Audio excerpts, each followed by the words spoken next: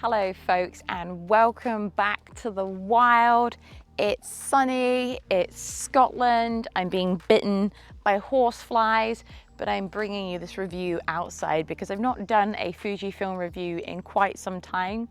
So I thought it'd be nice to go back to my origins and take this outside, where I am right now. And this review is all about, it's a single-handed drum roll, the Fujifilm 500mm f/5.6. This beautiful lens right here. And this is part of the XF range. There is the GFX version, which was announced pre to this version coming out. But then the XF range got its own version as well. And this is what I've got right here in my hand. And I've borrowed this from Fujifilm for the next few weeks. I'm not paid, I'm not an ambassador, this isn't a promotion. I've just borrowed it to test it out as much as I can. The weather's been a bit on and off, I'll be honest, so I've got limited samples in all the realms that I'd use a telephoto lens in. So this will predominantly be focused on wildlife photography, of gannets, seals, dolphins, stuff like this out in the wild, on a boat, on land, and just how I got on with it in that time. I've tried to go out today and do a bit more scenic stuff, but I just haven't had a chance. So yeah, this is about wildlife photography and I hope you enjoy it. And from that perspective, this isn't a full-on technical review. Plenty of reviews out there already doing that. This is more about user experience, how I got on using this lens over the last few weeks, the things I've noticed, things I want to share. That's it really. Let's get on.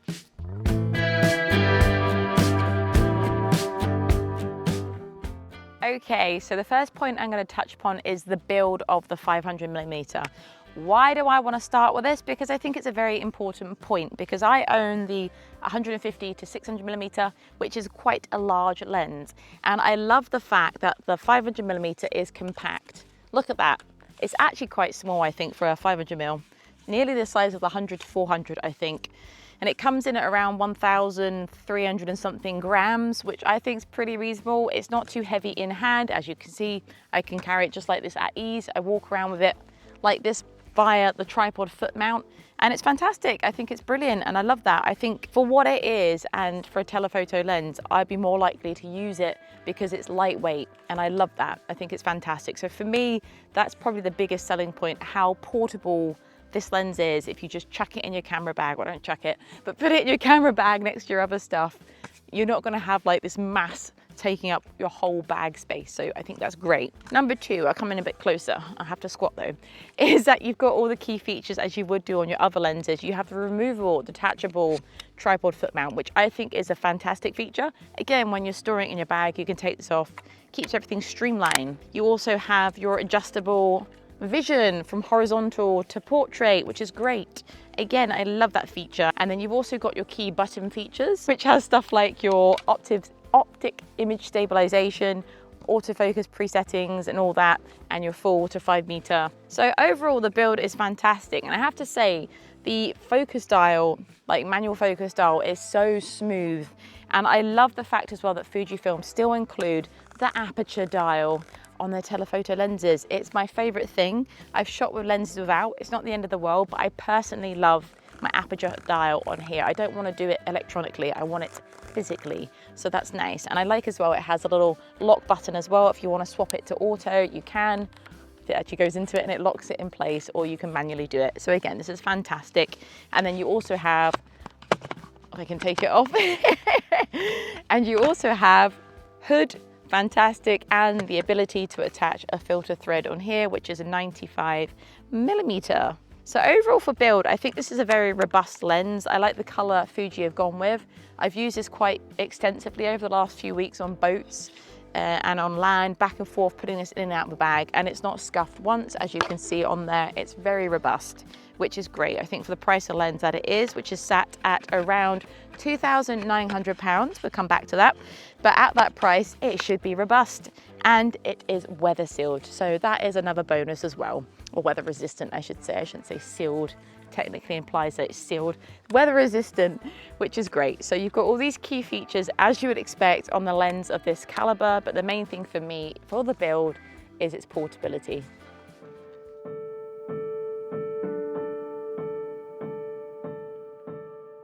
Okay, so the next point I'm going to talk about is image quality.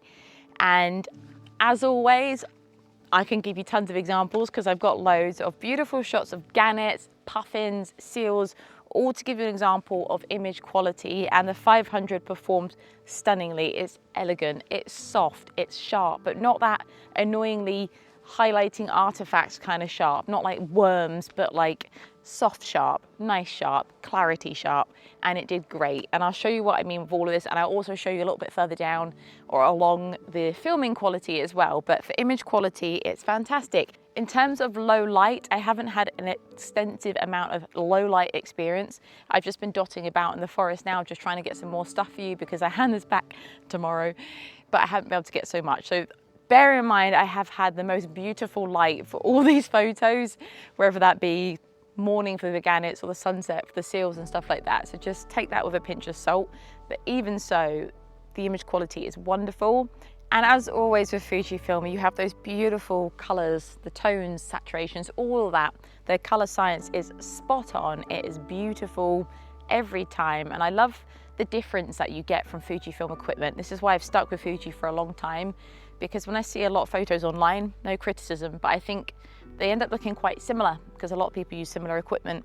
But there's something about a Fujifilm image that makes something look very different and brings out something very unique in your scene, in everything you're doing. It might be the crop sensor, it might be the way the lenses are, I don't know what it is, but there's something very unique about an image with a Fujifilm camera.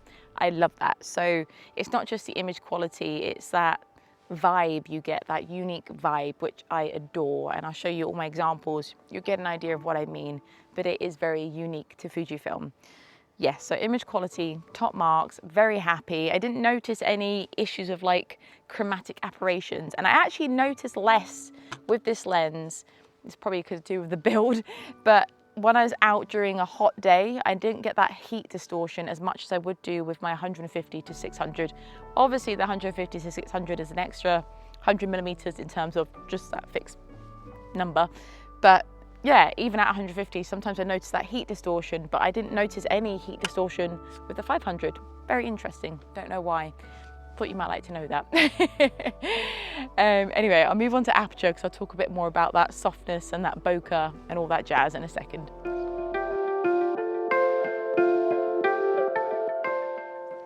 Okay, let's talk about aperture. But as you can see, just that little lump there, that's my dog. He looks like a little potato. He sat there bored and fed up with me. So anyway, let's talk about the aperture. And I have to start with the fact that everyone knows on my page, if you've been following me for a while, that I love prime lenses. I'm a massive fan of a prime. I just adore a wide aperture, the simplicity of that fixed focal length. And I think having a telephoto prime is such a powerhouse in that it really does give that softness and that beautiful draw to your subject, because you've got that, not only that depth of field, not only that lovely blurred background because of the aperture, but also the compression because of the telephoto lens. So you've got all these lovely things merging together to give you this lovely effect and this creaminess in the background of your image, which I adore. And I love that with the 200mm. Beautiful, and I loved it with this lens as well, the 500mm. At f-stop 5.6, it's versatile enough in that it gives you that capacity to give you that lovely bokeh, that draw, soft, creamy feeling, but also in low light, you have the option to whack open that wide aperture and have more light entering this lens, which is a key, because if you're doing low lit photography of wildlife, sunset, whatever, it works with you, which is wonderful. The one thing I will say is I really wish, and this probably would have bumped up the price a lot more, Fuji had made that a wider aperture. I don't know why I wish that. I just feel like at 5.6, it could have gone wider. Maybe it couldn't. I'm not a technical person. Maybe there's some technicalities of that. It wouldn't work.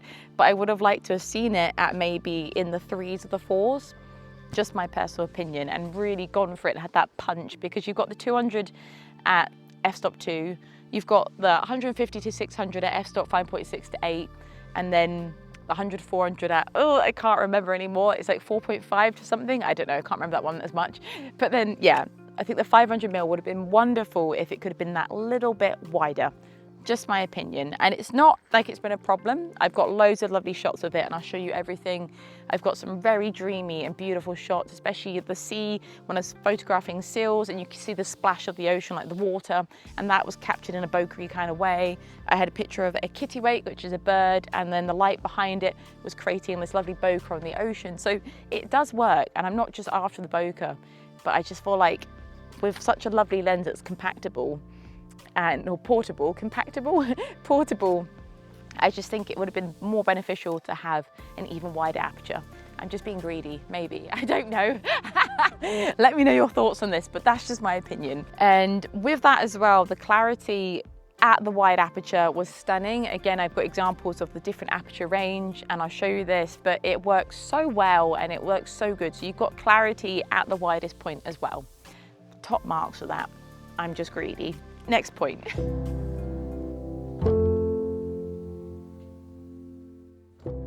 Okay, so the next point I'm going to touch upon is your optical image stabilization, your OIS.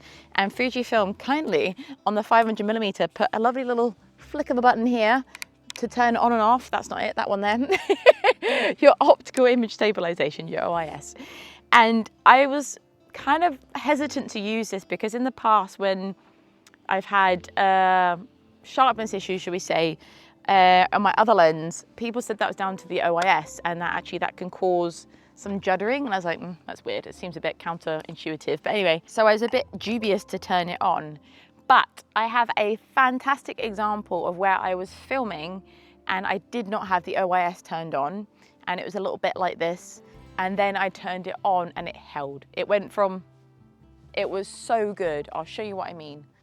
So as you can see, it was fantastic. And I was thoroughly surprised by this because I do a lot of filming and photography pretty much handheld. So having that image stabilization was fantastic, especially for the filming. And I film in the 24p at 5 times slower, which is 120p when I'm doing my wildlife stuff because I think it draws out a scene in a very beautiful way. And I was using the OIS for that and it was brilliant. So for handheld, having this in your hand, obviously attached to the camera body, it's well balanced, well proportioned, but then you can have that very little movement to then match with your OIS was fantastic. So top marks for stabilization. That was brilliant. And down to the autofocus as well, which I'll give you examples of everything for my filming and my photography. It was spot on. I don't think I really missed much. I say much because sometimes with the gannets when they're about to fly, I didn't have the right settings. That was on me. So like not a faster shutter speed for them or something like that. But I'll show you all my images. I'll show you my video footage where it's on the AI bird tracking or if it's just spot focus, and normally spot focus if there's lots of other birds in the background, but it just held onto the eye of the gannet whilst it was blinking away and it was great. So yeah, I'm really happy with the stabilization and the autofocus, filming and photography. I'll talk more about the filming in a second, but yeah, it's great, really, really good. And I have to add as well that I used all of this examples on my X-H2s because that's the only camera I've got right now. And with the X-H2s with the 500, they both worked amazingly together. Yes.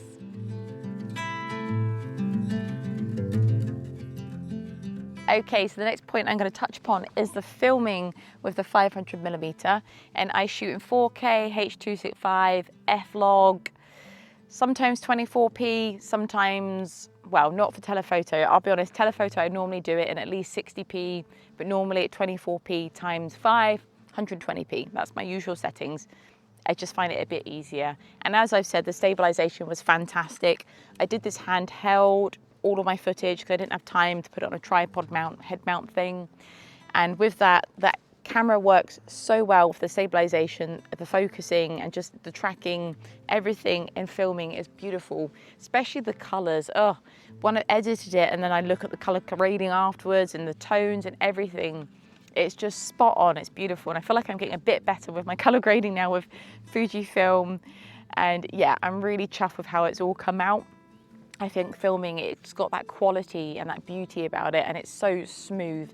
And I'll show you all the footage that I've got to give you an idea of what I mean. But I'm very happy with the filming, how it performed, how it looks, end result, and color grading, all spot on. It looks great.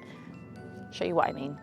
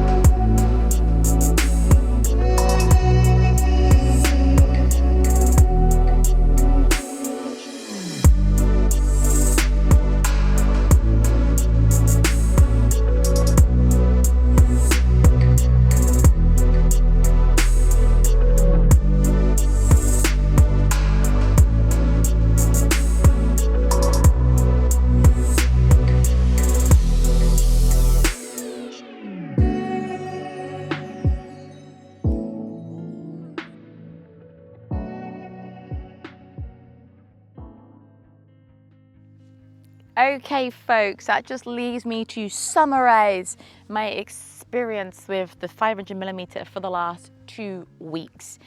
And I have to add that as a caveat, as a pinch of salt, just to bear in mind that I have been using this for only 2 weeks, only. And I don't care what anyone says online or how they do their videos, you cannot know any equipment thoroughly in 2 weeks when you haven't used it solid in different scenarios, different weather conditions, different environments in 2 weeks. It's not enough, no.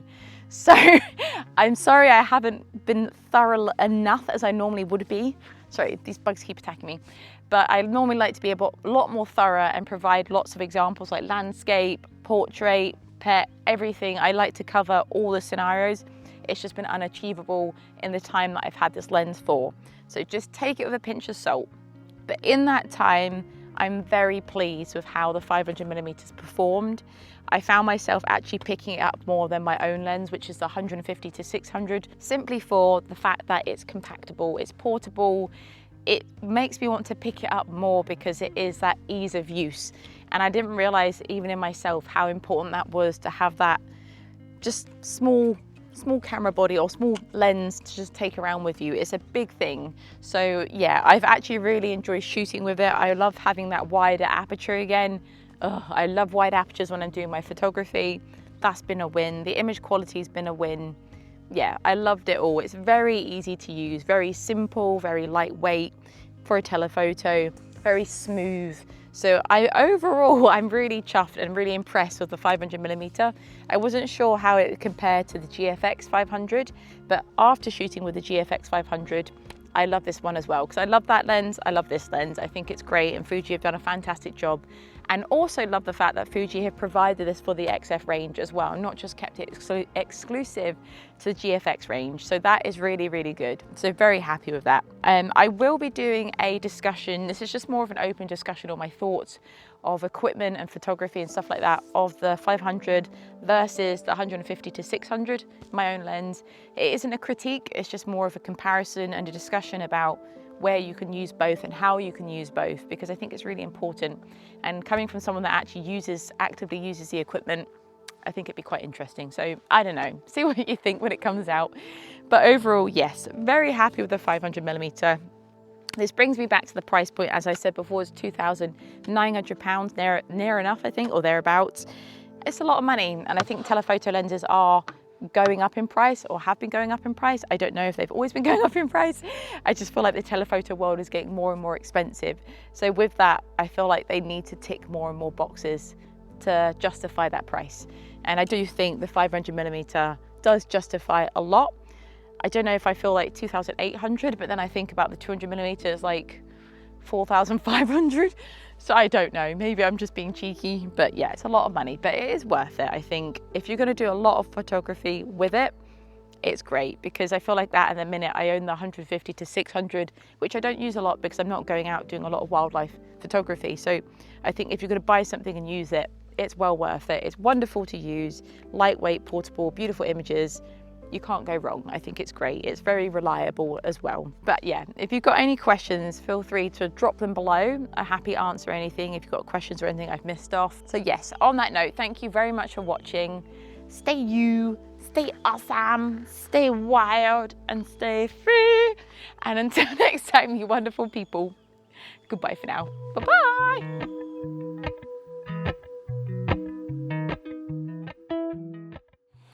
Check I'm recording. Got paranoia every time. I can see my bite marks now. Pen on my stomach, I don't know how I got that. I'm sorry if my forehead's like glowing. I've got sun cream on. Oh dear, look at him. Oh, look at him mooching over. Come here, come on, quick. And the optic image stabilization, OIS. Yes, for your I keep saying octave image. I need to check this. I've confused myself now. 1 second. I think I've been bitten on my forehead. Optical. Oh, that's wrong both of times. Awkward. The boy is not happy. He is unhappy with me. Do you hear that? Be nice to get a photo of them, eh? But I can't see them. This is the story of my life when it comes to like photography of wildlife. I always hear it, never see it. Is that all I wanted to say? I can't remember. Or I'm out on a walk and I'll see it, don't have my lens with me. That's another scenario, isn't it? What's wrong? You look so grumpy. Oh, he's not even walking past. Oh, he's not even gonna stop. He's had enough of me. Hello, it's me. I was wondering if after all these years you'd like to meet, to go over everything. I have time to hear ya, but I ain't done no healing. Anyway, sorry.